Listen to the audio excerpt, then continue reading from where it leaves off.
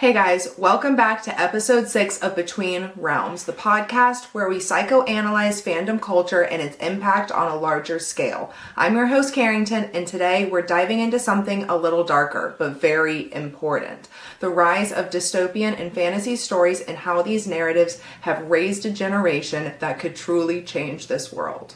In this episode, you'll recognize echoes of The Hunger Games, Game of Thrones, Marvel's Captain America and the Winter Soldier, Harry Potter, and the Sarah J. Maas verse. As we discuss the history of how authors have used fictional governments to mirror authoritarian regimes, how psychological manipulation is portrayed through media control, and why we are so drawn to these narratives in the first place. But more importantly, we're going to break down the psychology behind these tropes and how they influence our understanding of trust, authority, and power. At the end of this episode, I will have examples of coping mechanisms, techniques, and suggestions for further research so you can apply these ideas to your daily life safely and educate yourselves on the things that are most important to you. Now let's take a walk between realms. This is going to be a heavy episode, and we're starting with propaganda and a little bit of a history lesson on literature to lay our groundwork for today's episode. For as long as time itself, storytelling was meant to prevent history from repeating itself. Our storytellers, now authors, being the first line of mental defense. But what happens when a society simultaneously decreases their value on literature in the modern day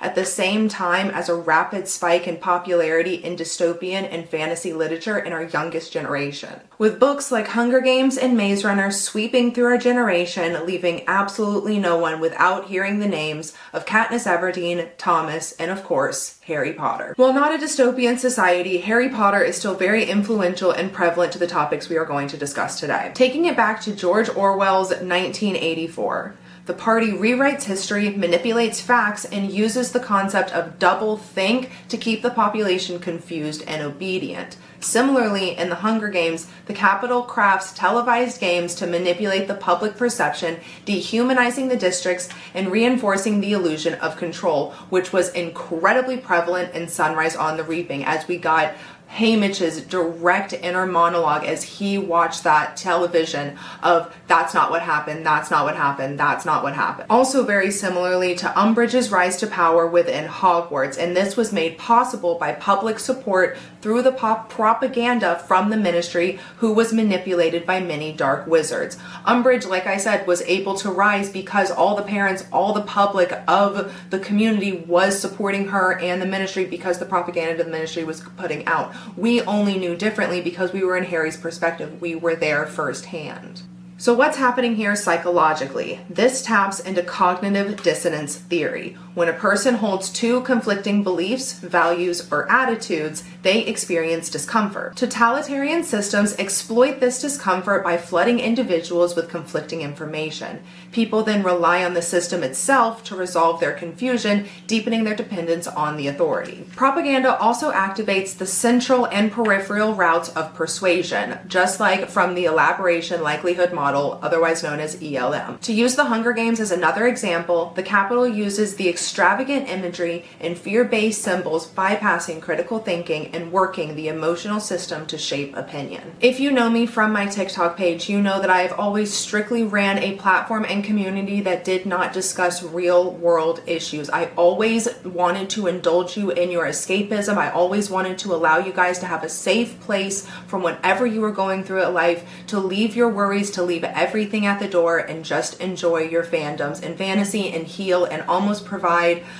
a sort of therapeutic experience for you guys where you get to feel safe in your enjoyments and your interests. But now it's time we step into the real world. Governments and regimes throughout history have used propaganda in similar ways. Nazi Germany had Leni Riefenstahl's films, Stalin's Russia controlled newspapers, and today we see social media bots, state-controlled news, and deep fakes used to influence elections and rewrite narratives in real time. And still, many people will claim they are too smart to fall for propaganda. Here's the catch. Propaganda works because we think it won't. Psychologist Daniel Kahneman's System 1 and System 2 thinking gives us a clue here. System 1 is fast, emotional, automatic. System 2 is slow, deliberate, and analytical.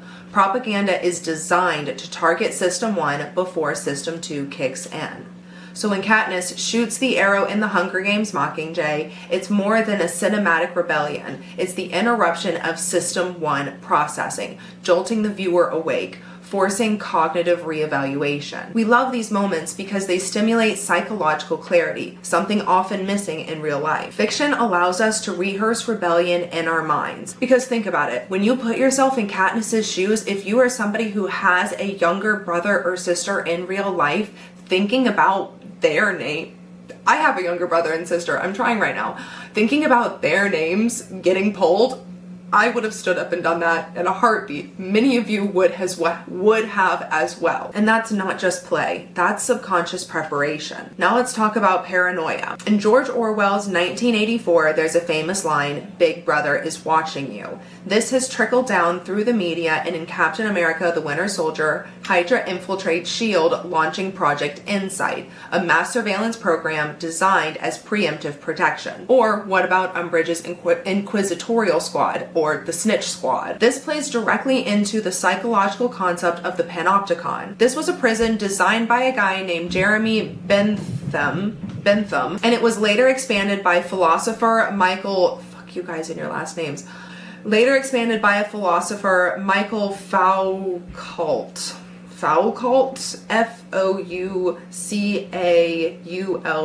Panopticon creates a structure where prisoners never know when they're being watched, so they begin to regulate their own behavior. Paranoia. This parallels internalized surveillance, when people adapt their behavior because they've internalized the gaze of authority. Fantasy and dystopian stories internalize these fears through omnipresent governments, magical truth serums, or mind-reading spells. Think of the Eye of Sauron from The Lord of the Rings, a burning eye watching for rebellion that can see across lands at everything. Psychologically, constant surveillance can trigger hypervigilance, a state often associated with trauma or anxiety disorders, where the nervous system remains on high alert. While obviously it's useful for life or death scenarios, like if you're being chased by a lion or a bear, or oh my, long-term hypervigilance leads to exhaustion, suspicion, and burnout. So when fans resonate with characters like Winston Smith from George Orwell's 1984, Katniss Everdeen, or Bucky Barnes, or Harry Potter, we're not just watching a story, we're identifying with a psychological cost of being watched, monitored, and manipulated. Okay, segment 3, why we're drawn to dystopia and what it reveals about us. It simply cannot be a coincidence that millennials and Gen Z are living in the age where we saw a huge surge for dystopian and fantasy novels and series within our society. So why do we love this stuff so much? And why are we endlessly fascinated by collapsing worlds, broken governments, and resistance movements? Part of the answer lies in what Carl Jung calls the shadow, the part of ourselves and society that we repress or ignore. Dystopian fiction allows us to explore the shadows safely. When we watch the Capitol's cruelty or Hydra's infiltration, we're not just watching villains, we're watching potential parts of our own system, our own psyche. Also consider projection and identification, 2 key defense mechanisms. We project our fears of powerlessness or control onto fictional worlds, then identifying with the heroes who rise against them. It's therapy in disguise, narrative exposure therapy, if you will. And here's the kicker. Many dystopian stories are at their core moral playgrounds. They let us test ethical boundaries without real-world consequences. So what would you do in Panem? Would you take the red pill or the blue pill? Segment 4. How fiction can train psychological resistance. One of the most powerful effects of dystopian and fantasy fiction is psychological inoculation. This is similar to how vaccines work, a small, manageable exposure to a threat that can build resistance against the real thing over time. Through repeated exposure to fictional systems of oppression, readers and viewers may develop critical consciousness, the ability to perceive and challenge social, political, and economic contradictions. Take V for Vendetta. When V attacks the TV station, he doesn't tell the government it's corrupt, he shows them. Drawing back to Harry Potter and Order of the Phoenix, people don't believe Harry when he says that Voldemort is back. He has to show them that Voldemort is back. This is the key part of the resistance, revealing the illusion. But that's just an example we can observe. What about as readers when we actually went through the experience of realizing Snape really was a double agent? In psychology, we call this a schema shift, when someone's mental framework for understanding the world changes. Dystopian fiction can provoke these shifts by showing us how systems can fail and people can fight back. Or what about Captain America in Civil War? Were you Team Cap or were you Team Tony? And did your opinion change by the end of that movie? In psychology, we call this a schema shift, when someone's mental framework for understanding the world changes. Dystopian fiction can provoke these shifts by showing us how systems can fail and people fight back. This also helps develop media literacy. After watching enough manipulative news broadcasts in fiction, we begin to question the ones we see in real life. So now I ask, where does the discrepancy come from that allows someone to seemingly have polarizing values within themselves? And by this I mean, how is someone able to understand the need for rebellion in the Hunger Games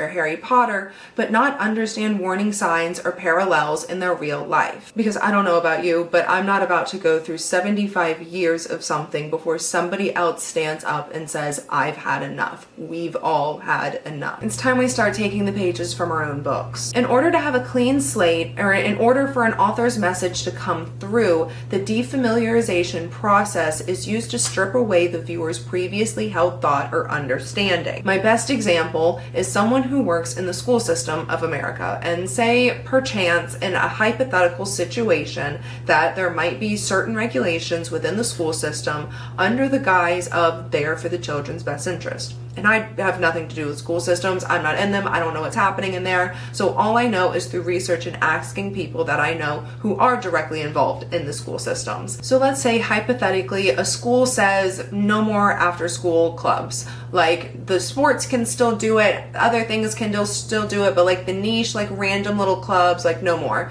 The ones that have like less than 30 students involved, like no more. Like National Honor Society stands, but like biology club, no more. And it's almost for like, why would you do that? And let's say hypothetically, incrementally throughout the year, the principal of the school starts to implement other random rules that seemingly to you just make no sense, but to the teacher in the room next to you, they are hearing the narrative of this is benefiting our students in some way, and they believe it, they bite into it. They're like, yes, our students need this, our teachers need this is making our school a better place.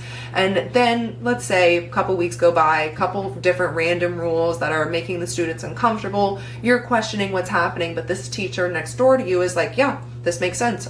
You're told me that they need this, so they need this. And let's say you're at a work event and then they put on Harry Potter Order of the Phoenix, and that person, the teacher next door to you, starts popping off, clocking everything Umbridge is doing left and right, making good points, and you stand there surprised. Because how can you recognize this within your story but not within your real life? That is defamiliarization, when the author is able to allow the reader to immerse into a story without being caught by their comparisons to the real world. Or, for the technical definition of defamiliarization in literary theory and artistic practice, it is the technique of making something familiar appear strange or unfamiliar, often to stimulate fresh perception and encourage a deeper understanding of reality. Now let's take a moment to think about the examples we're getting in our day-to-day literature right now. Specifically, Daredevil Born Again is the first one that comes to mind as I'm consuming media of these episodes now that it's over, and anytime somebody brings up the stuff going on with Wilson Fisk, they almost have to make the joke, but let's not get political, because we're all making the connections here. And if you can make that joke and we're all making the same assumption, understanding it, we're all making pretty similar jumps, pretty similar comparisons. Now, I don't want to trauma dump, but I do feel like there's some value in sharing my real life experiences in case somebody else is experiencing something similarly. And to the effect of reading something before you're ready to read it, I read a trilogy called Unwinded at 10, 11 years old. I was in middle school, far too young. But this dystopian society is about when your child under the age of 18, instead of like sending them off to military school or a corrections facility or anything like that, you send them off to a chop shop where they are then put into pieces and then used to help the functional people of society. So the main character of this story did not do something that was justified for his parents to send him off to this. He found the papers in their closet and was like, I'm not going to one of those chop shops, runs away. He ends up getting taken, but like he escapes, somebody else escapes, and they're going through this like whole trilogy storyline. And then you meet somebody who had like lost their arm, and then somebody who was unwinded, he had their arm, and then that one hand could play piano because of muscle memory. It was such like a cool psychological concept. It's a truly phenomenal trilogy. I highly, highly, highly recommend it, but I read it way too young. And I was kind of the black sheep of my family, and I had a very intense fear that my parents were going to send me off to get unwinded, that it was actually possible. And thinking about like the dystopian society and eradicating the people that weren't fitting into the societal norms that they were trying to weave out for and everything, I was afraid of that because I wasn't fitting into the societal norms within my family, so I felt like I was going to be targeted. I really internalized that fear. It was not healthy for me in any way, but you should read Unwinded. It was very good. And take Game of Thrones as a phenomenal example. As a show that doesn't have some happy, glorious ending, it is raw humanity in all its good and bad, and it shows how history adds up over decades and centuries, how corruption breeds over generations and isn't born overnight. Jon Snow, talking about bigger issues, trying to force everybody to care about the war in the North, to care about the army of the dead, when the Lannisters and everybody down at the Red Keep was like, well, they're going to get slaughtered anyway, and this isn't our problem, and whatever. But if they had won, the entire world would have been taken over by the army of the dead. So Jon Snow was always talking about these bigger issues where everybody in the Red Keep is preoccupied with their petty squabbles and who gets to sit on this throne of swords, losing sight of what is important in this world. Without those willing to fight for this world and forcing everyone else to listen, that world would have been lost. The Lannisters teach us that the powerful will always have money, because you cannot have money without power, but you can have power without money. And I am going to go there and get very specific. Sarah J. Maas once said in an interview that she wrote The King of Highburn after Donald Trump. And really, I think she meant a lot of the like physical description and her general distaste for him. If we look at specifically how he stripped the human rights away from the sisters, and then his followers being a description of Trump followers, pillaging and destroying the beauty and the people of Spring Court. It's a very interesting comparison, don't you think? Segment 6, when awareness overwhelms, the psychological cost of seeing too much. Now let's pause for a moment and ask something a little uncomfortable. Are these stories making us question our society too much? And what happens when that line between awareness and anxiety starts to blur? In recent years, we've seen a rise in political and social activism, especially among younger generations. That rise has mirrored another trend, increasing rates of anxiety, depression, and existential dread.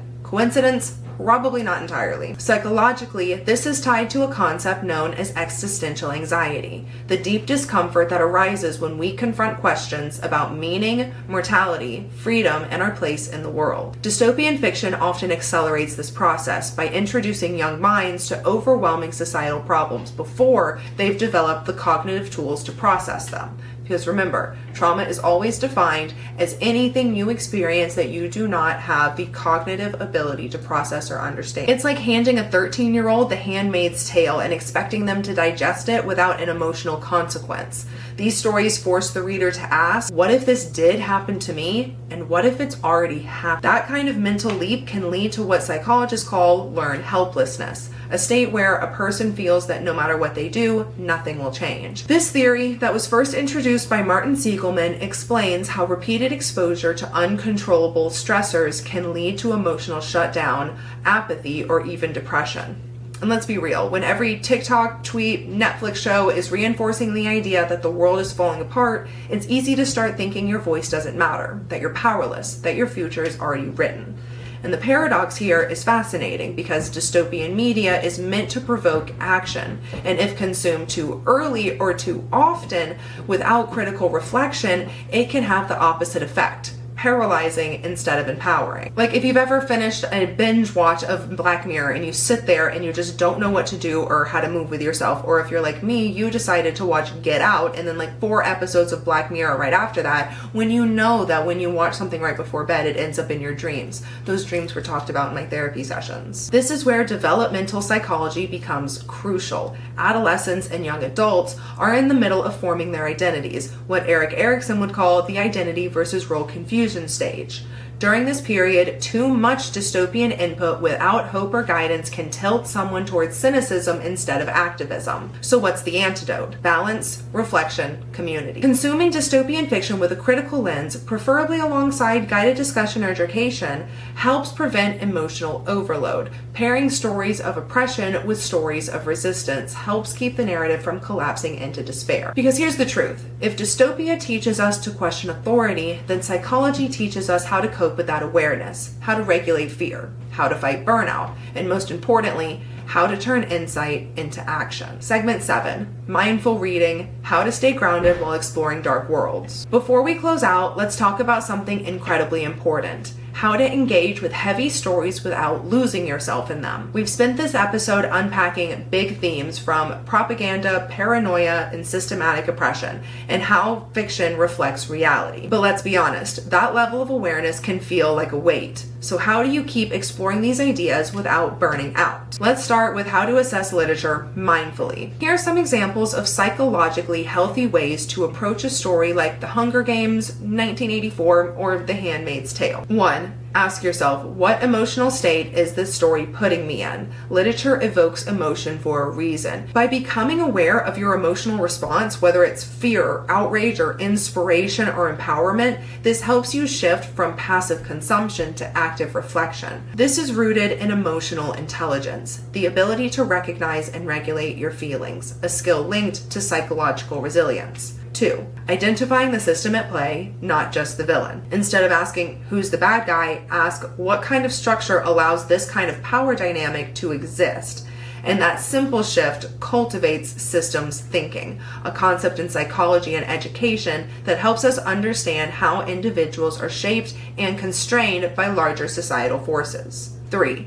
Distinguishing between metaphor and realism. Use cognitive framing to remind yourself that dystopia is a lens, not a prediction. It's meant to sharpen our perception of real-world issues, not convince us that hope is pointless. And if you want to go further in your research, that's great. Here are some examples on how you can educate yourself further beyond this story. First is reading companion non-fiction. Books like Propaganda by Edward Bernays, The Authoritarian Personality by Theodore Adorno, or Amusing Ourselves to Death by Neil Postman. All of these offer insight onto the very systems that dystopian fiction critiques. You can also watch media literacy breakdowns. There are plenty of amazing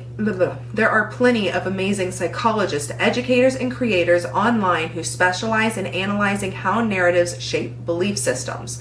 Look out for content topics like how trauma is portrayed in film or psychology in speculative fiction. You could also join or start a reading group. Discussion is one of the best ways to metabolize through content. When we share reactions with others, we practice collective processing, a concept from trauma psychology that helps prevent emotional isolation. And now for the mental exercises, tools that can actually use to stay grounded while diving into dystopia. First, the containment exercise. After reading or watching something heavy, journal for 5 minutes using the prompt, "This belongs to the character, not me."